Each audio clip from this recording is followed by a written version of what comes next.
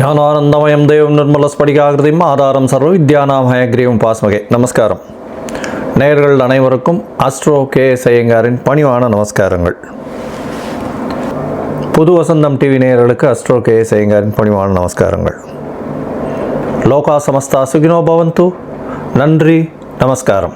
வார பலன் 22/1/2024 இருந்து 28/1/2024 வரை உண்டான வாரத்திற்கு மேஷம் முதல் மீனம் வரை என்னென்ன பலன்னு பார்க்கலாம். அதற்கு முன்னாடி இந்த வாரத்தினுடைய கோல்சாரம் என்ன அப்படின்றத பார்ப்போம். இந்த வாரத்தில் வரக்கூடிய விசேஷ நாட்கள் என்னென்ன அப்படின்றத பார்ப்போம்.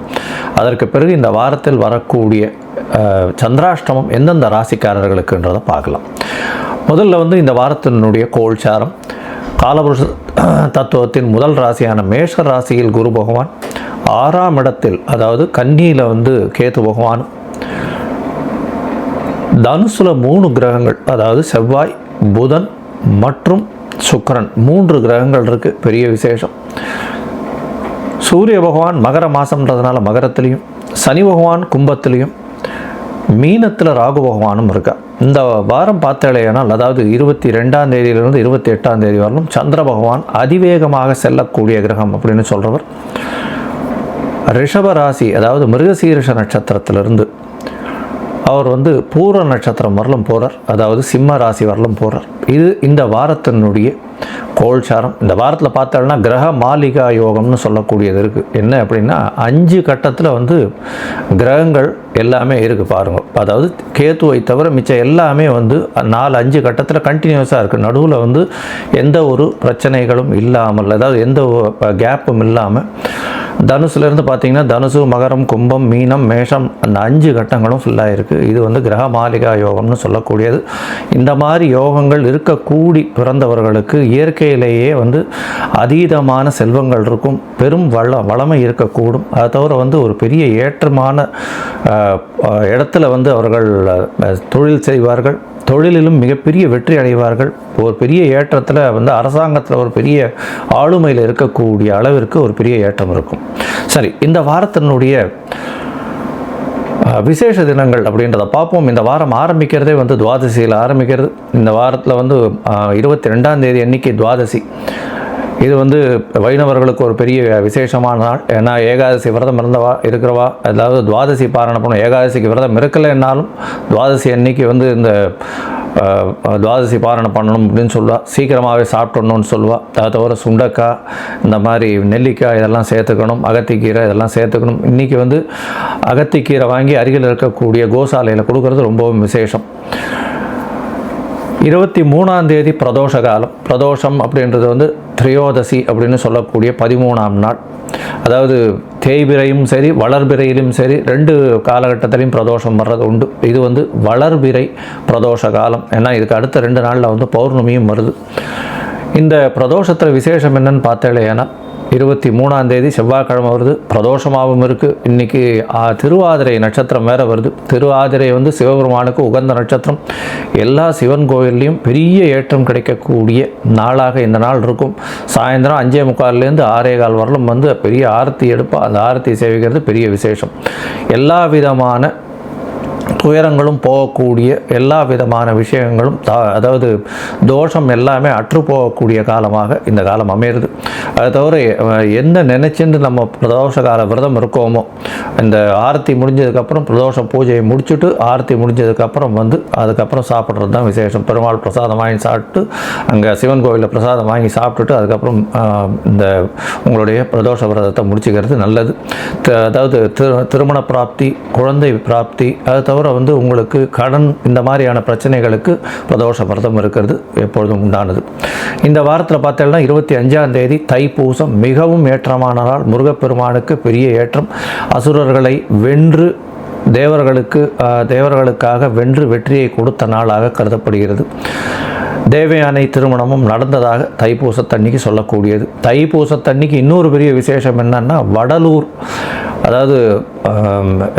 அதாவது என்னது காய்ந்த பயிரை கண்டபோதெல்லாம் பாடினேன் அப்படின்னு சொல்லக்கூடிய வடலூரார் அப்படின்னு சொல்லக்கூடியவர், அருட்பெருஞ்சோதி தனிப்பெரும் கருணை என்று சொல்லக்கூடியவர். அன்னைக்கு இந்த தைப்பூசத்தன்னைக்கு இந்த வாட்டி கார்த்தாலேயே அந்த ஒளி வரக்கூடிய வாய்ப்புகள் உண்டு. அங்கே வந்து கண்டினியூஸாக சாப்பாடு கொடுத்துட்டே இருப்பாங்க. இதுவரையிலும் வந்து அணையா வழக்காக அணையா நெருப்பாக சாப்பாடு கொடுத்துட்டே இருக்காங்க. அது ஒரு பெரிய விசேஷம். அதனால் வள்ளலார்களுக்கு வள்ளலாரனுடைய தினமாக கொண்டாடப்படுகிறது. தைப்பூசத்தை பெரிய விசேஷமாக கொண்டாடப்படுகிறது. இந்த வாரத்தில் பார்த்தாலேயானால் வாஸ்து நாள் வருது 26ஆம் தேதி அன்னைக்கு. அது வந்து வெள்ளிக்கிழமை அன்னைக்கு 26ஆம் தேதி வாஸ்து நாள். வாஸ்து அப்படின்றது வந்து வாஸ்து புருஷன் கண் விழிக்கும் நாள் அப்படின்னு சொல்லக்கூடியது. இந்த மாதத்தில் வரக்கூடிய வாஸ்து நாள், தை மாதத்தில் வரக்கூடிய வாஸ்து நாள் இது. கிட்டத்தட்ட 1.5 மணி நேரம் இருக்கும். அதாவது என்ன சொல்கிறது, 1.5 மணி நேரத்தில் வந்து அதாவது ஒரு 90 நிமிஷத்தில் வந்து 18 நிமிஷமாக பிரிச்சுக்க வேண்டியிருக்கும். அவர் தூங்கி எழுந்து இது பண்ணக்கூடியது, முகம் கழுவி இந்த மாதிரியான பண்ண வேண்டியது, அதுக்கப்புறம் வந்து ஸ்நானம் பண்ணக்கூடியது ஒரு 18 நிமிஷம், பகவானுக்கு பூஜை பண்ணக்கூடியது ஒரு 18 நிமிஷம், அதற்கு பிறகு வந்து போஜனம் செய்கிறது ஒரு 18 நிமிஷம், தாம்பூலம் தரிப்பது ஒரு 18 நிமிஷம். அதனால் வந்து இந்த 18 நிமிஷம் கடைசி 18 நிமிஷம், அதாவது 36 நிமிஷமாக இருக்கக்கூடிய நேரத்தில் இந்த இது வந்து அடிக்கோல் போடுறது, அதை தவிர வந்து வீட்டு வாசற்கால் வைக்கிறது, புதுசாக மனை இது பண்ணுறது. ஏன்னா இந்த வாட்டி வெள்ளிக்கிழமை வேறு வருது. மனை இது பண்ணுறது, புதுசாக ப்ராஜெக்ட் ஆரம்பிக்கிறது, இதெல்லாம் பண்ணும்பொழுது நல்ல ஒரு ஏற்றம் கிடைக்கும் என்ற ஒரு தங்கு தடையும் இன்றி நிச்சயமாக அந்த விஷயம் நிறைவேறும் அப்படின்றதையும் சொல்கிறேன். இந்த வாஸ்து புருஷன் கண்விழிக்கும் நாளில் எந்த ஒரு தோஷமும் கிடையாது. திதி வாரம் அதெல்லாம் எதுவும் பார்க்க தேவையில்லை. தோஷம் அற்ற நாளாக கருதப்படுகிறது. இந்த வாரத்தில் எந்தெந்த ராசிக்கு சந்திராஷ்டமம் அப்படின்னு பார்த்தாலேயானால் துலாம், விருச்சிகம், தனுசு, மகரம் இந்த 4 ராசிக்காரர்களுக்கும் சந்திராஷ்டம காலம் வருது. சந்திராஷ்டமம்னா உங்களுடைய ராசிக்கு 8ஆம் இடத்துல சந்திர பகவான் மறைந்திருக்கக்கூடிய காலத்தில் சந்திராஷ்டமம்னு சொல்கிறோம். அதனால் வந்து தவறான முடிவுகள் எடுக்கக்கூடும். கொஞ்சம் பொறுமையாக இருக்கிறது ரொம்பவும் நல்லது. வெளியூர் வெளிமாநில பிரயாணங்கள் போகாமல் இருக்கிறது நல்லது. ஒருவேளை போக வேண்டி இருந்ததுன்னா இந்த வாரம் துவாதசி வேறு வர்றதுனால அகத்திக்கீரை கட்டு அருகில் இருக்கக்கூடிய கோசாலையில் கொடுத்துட்டு போகிறதன் மூலியமாக சந்திராஷ்டமத்தின் தாக்கம் குறையும். சரி, இந்த வாரம் மேஷம் முதல் மீனம் வரை எப்படி இருக்குன்றதை பார்ப்போம். அதுக்கு முன்னாடி என்னுடைய மொபைல் நம்பர் ஸ்க்ராலிங்கில் வருது. அந்த உங்களுக்கு அஸ்ட்ராலஜிக்கல் கன்சல்ட் தேவைப்பட்டதுன்னா எனக்கு ஃபோன் பண்ணுங்க. உங்களுக்கு அப்பாயின்மெண்ட் தரேன். உங்களுடைய date, time, place of birth அனுப்பிச்சிட்டிங்கன்னா சந்தி எதுவும் இல்லாமல், சந்திரன் அதாவது நட்சத்திர சந்தி, பாத சந்தி, லக்ன சந்தி இதெல்லாம் இல்லாமல் இருக்கான்றதை பார்த்துட்டு உங்களுக்கு வந்து என்னுடைய கட்டணம் என்னன்றதையும் தெரியப்படுத்துகிறேன். நீங்கள் எனக்கு உண்டான கட்டணத்தை செலுத்தினதுக்கப்புறம் நம்ம வந்து ஃபோனில், வாட்ஸ்அப்பில், காலில் பேச முடியும். நம்ம பேசுவோம். உங்களுடைய பிரச்சனைகள் என்னன்றதை வந்து இன்றைய கோல்சார பிரகாரமும் தசாபுக்தி அந்தரம் சூக்ஷ்மம் பிரகாரமும் எந்த அளவுக்கு எளிய பரிகாரம் சொல்ல முடியுன்றதை பண்ணி உங்களுடைய பிரச்சனைகளை தீர்க்கப்படுறேன். சரி, இப்பொழுது மேஷம் முதல் மீனம் வரை 22/1/2024 28/1/2024 வரை உண்டான நாட்களுக்கு எப்படி இருக்குன்னு பார்ப்போம். மேஷம், அஸ்வினி, பரணி, கிருத்திகை இந்த 3 நட்சத்திரம் 9 பாதங்களை கொண்ட ராசி. ராசியின் அதிபதினு சொல்லக்கூடியவர் செவ்வாய் பகவான் ராசிக்கு 9ஆம் இடத்துல பரிவர்த்தனை யோகத்தில் இருக்கிறது பெரிய விசேஷம். ராசி அதிபதியும் 9ஆம் அதிபதியும் பரிவர்த்தனை பெற்றிருக்கிறது பெரிய ஏற்றத்தை கொடுக்கக்கூடிய காலகட்டம். அதாவது செவ்வாய் பகவானை பொறுத்தவரையிலும் ஒரு மாச கிரகம், குரு பகவானை பொறுத்தவரையிலும் வருஷ கிரகம். இது வந்து ரொம்ப ரேராக அமையக்கூடிய வாய்ப்புகள். 1-9 பரிவர்த்தனையினால் நீங்கள் எடுக்கக்கூடிய காரியங்கள் அத்தனையுமே வெற்றி பெறக்கூடிய வாய்ப்புகள் நிச்சயமாக உண்டு. இந்த வாரத்தில் பார்த்தாலேனால் உங்களுடைய தொழிலில் மிகப்பெரிய அபிவிருத்தி இருக்குது. போட்டித் தேர்வில் பெரிய ஏற்றம் கிடைக்கும். புதிய வேலை கிடைக்கக்கூடிய வாய்ப்புகள் நிச்சயமாக இருக்குது. வெளியில் அதாவது வெளிநாடு, வெளியூர், வெளிமாநிலம் செல்லக்கூடிய வாய்ப்புகள் நிச்சயமாக உண்டு. வெளிநாட்டிலிருந்து ஒரு நல்ல செய்தி வரக்கூடிய வாய்ப்புகள் இருக்குது. 12ஆம் இடத்துல இருக்கக்கூடிய ராகு பகவான் மூலியமாக நல்ல ஒரு ஏற்றமான காலகட்டமாக இருக்க போகிறது. ஏன்னா 12ஆம் இடத்துல இருக்கக்கூடிய ராகு பகவான் மூலியமாக பார்த்தாலேனால் வெளிநாடு, வெளியூர் பிரயாணத்துக்கு பார்த்து கொண்டிருப்பவர்களுக்கு நல்ல ஒரு ஏற்றம்.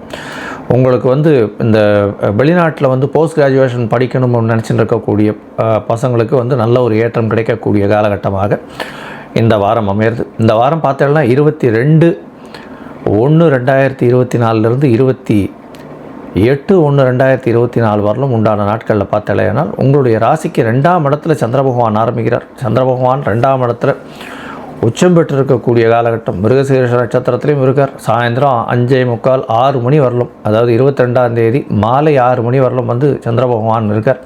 குடும்பத்தில் நல்ல ஒரு ஏற்றம் இருக்கக்கூடிய காலகட்டம். கணவன் மனைவியிடையே நல்ல ஒரு அந்யோன்யம் இருக்கக்கூடிய காலகட்டமாக இருக்குது. ஏன்னா சப்தமாதிபதியும் 9ஆம் இடத்துல இருக்கிறதும் குரு பகவானால் பார்க்கப்படுறது பெரிய விசேஷம். திருமணத்திற்கு நல்ல யோகம் வந்தாச்சு. கல்யாணத்துக்கு பார்த்து கொண்டிருப்பவர்களுக்கு கண்டிப்பாக கல்யாணம் கைகூடக்கூடிய வாரமாக இந்த வாரம் அமைய போகிறது. உங்களுடைய ராசிக்கு பார்த்தோம்னா 3ஆம் இடத்துல சந்திர பகவான் போகிறார். அதாவது 22ஆம் தேதி சாயந்தரம் 6 மணியிலிருந்து 24ஆம் தேதி இரவு, அதாவது 25ஆம் தேதி அதிகாலை ஒரு 2:30 மணி வரலும் பார்த்தேனால் 25ஆம் தேதி காலை 2:30 மணி வரலும் 3ஆம் இடத்துல இருக்கார். முயற்சி ஸ்தானத்தில் போய் சந்திர பகவான் இருக்கார். பௌர்ணமி யோகம், அதாவது சதுர்தசியாக இருக்குது. பௌர்ணமி யோகம் கிட்டத்தட்ட வந்துடுத்து. அதனால் பெரிய ஏற்றம் கிடைக்கக்கூடிய காலகட்டமாக இருக்குது. 25ஆம் தேதி கார்த்தாலேருந்து உங்களுக்கு பௌர்ணமி யோகம் வந்துடுறது. இது ஒரு பெரிய ஏற்றத்தை கொடுக்கக்கூடிய காலகட்டமாக இருக்குது. பௌர்ணமி யோகம் இருக்கிறதுனால பார்த்தேனால் எந்த ஒரு விஷயம் முயற்சிகள் அனைத்தும் வெற்றி பெறக்கூடிய வாய்ப்புகள் இருக்கும். அதாவது உங்களுடைய சகோதரர்களுடன் நல்ல ஒரு அந்யோன்யம் இருக்கக்கூடிய காலகட்டமாக இந்த வாரம் அமைய போகிறது. முயற்சிகள் அனைத்தும் வெற்றி பெறும். வெளிநாடு போகணுன்னு பார்த்துட்டிங்கன்னா கண்டிப்பாக போகக்கூடிய வாய்ப்புகள் உண்டு. 25ஆம் தேதி கார்த்தால ஒரு 2:30 மணியிலிருந்து 27ஆம் தேதி மத்தியானம் ஒரு 12:30 மணி வரலும் பார்த்தேனால் உங்களுடைய ராசிக்கு 4ஆம் இடத்துல இருக்கக்கூடிய சந்திர பகவான் பெரிய ஏற்றத்தை கொடுக்க போகிறார். தாய் ஸ்தான அதிபதி தாய் ஸ்தானத்திலேயே 4ஆம் இடத்துலையே போய் சந்திர பகவான் உட்கார்றது பெரிய விசேஷம். சூரியனும் சந்திரனும் சமசப்தம பாகைகளில் இருக்கிறது. அதாவது சமசப்தமம்னா 180 டிகிரியிலிருந்து பௌர்ணமி யோகத்தை, ஏன்னா மகரத்தில் சூரியனும் கடகத்தில் சந்திரனும் இருக்கக்கூடிய காலகட்டமாக இருக்கிறதுனால பௌர்ணமி யோகம் 25ஆம் தேதி வருது. பெரிய ஏற்றத்தை கொடுக்க போகிறது. 25ஆம் தேதியிலிருந்து நல்ல ஒரு ஏற்றம் கிடைக்கக்கூடிய காலகட்டமாக இருக்குது. இந்த வாரத்தில் பார்த்தேன்னா தாயின் உடல்நிலையில் நல்ல ஒரு ஏற்றம் இருக்கும். படிக்கக்கூடிய குழந்தைகளுக்கெல்லாம் நல்ல ஒரு ஏற்றம் இருக்கக்கூடிய காலகட்டமாக இருக்குது. உங்களுடைய ராசிக்கு பார்த்தேன்னா 27ஆம் தேதி மத்தியானத்திலிருந்து 29ஆம் தேதி ராத்திரி, அதாவது 12 மணி 1 மணி வரலும், 29ஆம் தேதி ராத்திரினா 30ஆம் தேதி அதிகாலை வரலும் வச்சுக்கோங்களேன். அதில் சந்திர பகவான் உங்களுடைய ராசிக்கு 5ஆம் இடத்துல இருக்கார். ஏன்னா பூர்வ நட்சத்திரம் வரலும் போகிறார். குழந்தை பிராப்தி ஏற்பட வேண்டியவர்களுக்கு குழந்தை பிராப்தி ஏற்படும். அதாவது கல்யாணமாய் ரொம்ப நாளாக குழந்தை பிராப்தி இல்லாதவர்களுக்கு குழந்தை பிராப்தி இந்த வாரத்தில் ஏற்படக்கூடிய பாக்கியம் நிச்சயமாக உண்டு. இந்த வாரத்தில் பார்த்தோன்னா ஒரு குதூகலமான வாரமாக இருக்கும். மேஷராசிக்காரர்களுக்கு எதை தொட்டாலும் பொன்னாக இருக்கக்கூடிய காலகட்டம். இந்த வாரத்தில் முருகப்பெருமானை போய் சேவிச்சுட்டு வாங்க. தைப்பூசம் வேறு வருது. நல்ல ஒரு ஏற்றமும் மாற்றமும் உங்களுடைய வாழ்வில் வரும்.